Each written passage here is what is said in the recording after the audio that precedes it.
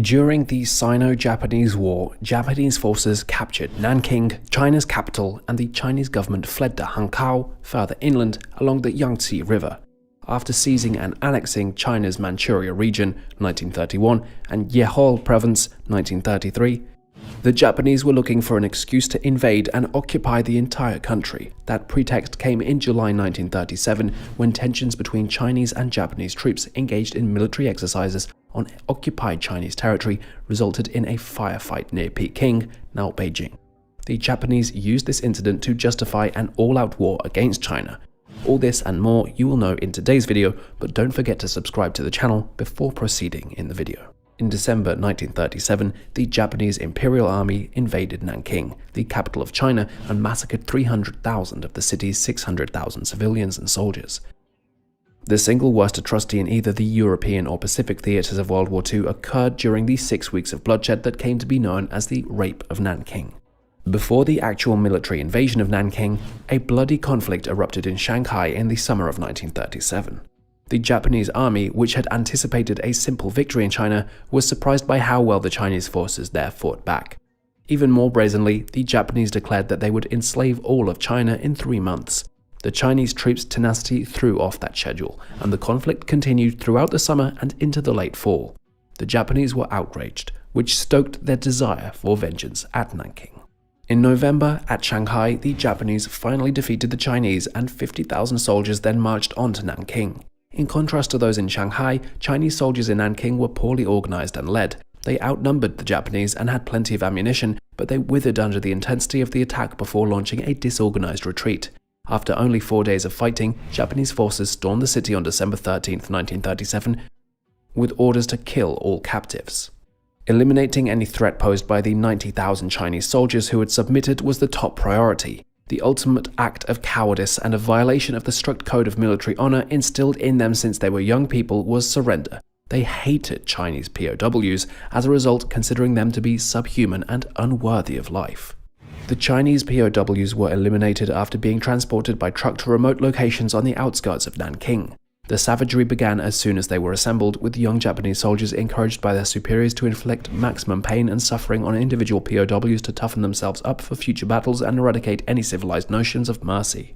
The brutality is documented in film footage and still photographs taken by the Japanese themselves. Soldiers can be seen smiling while bayoneting live prisoners, decapitating them, displaying severed heads as souvenirs, and standing proudly among mutilated corpses. Some Chinese POWs were machine gunned to death, while others were tied up, soaked in gasoline, and burned alive.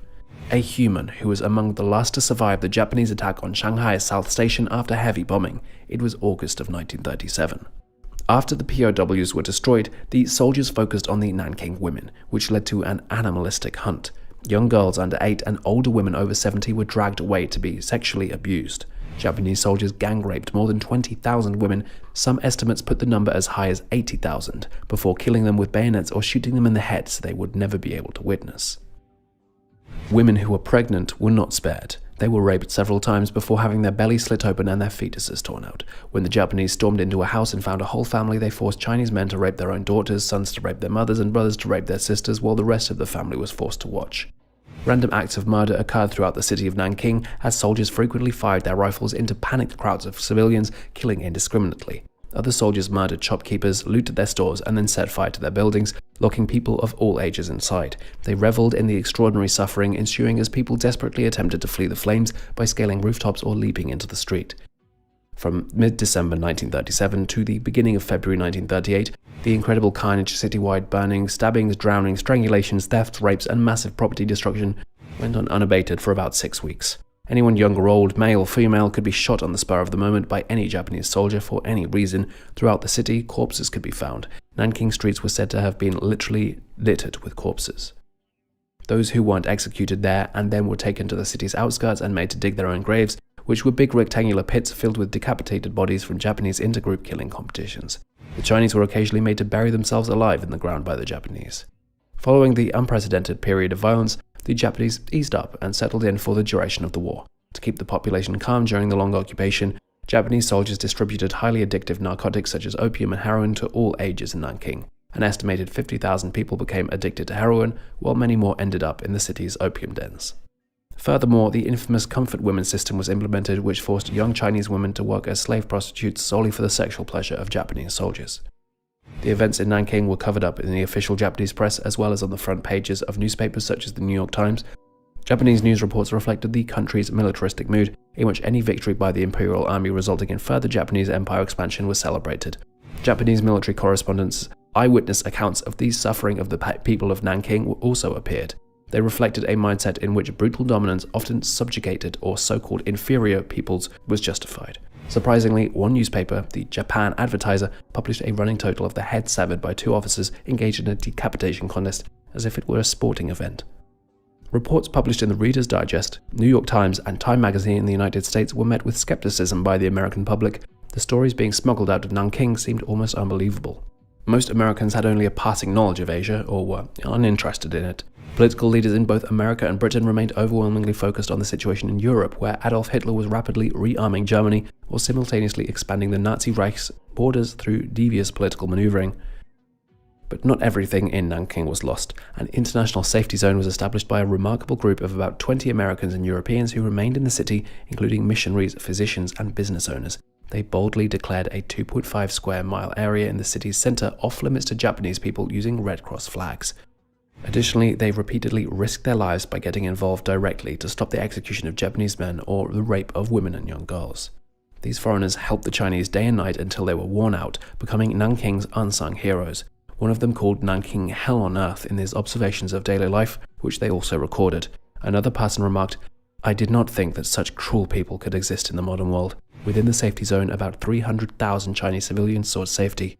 During the rape of Nanking, almost everyone who did not make it into the zone perished.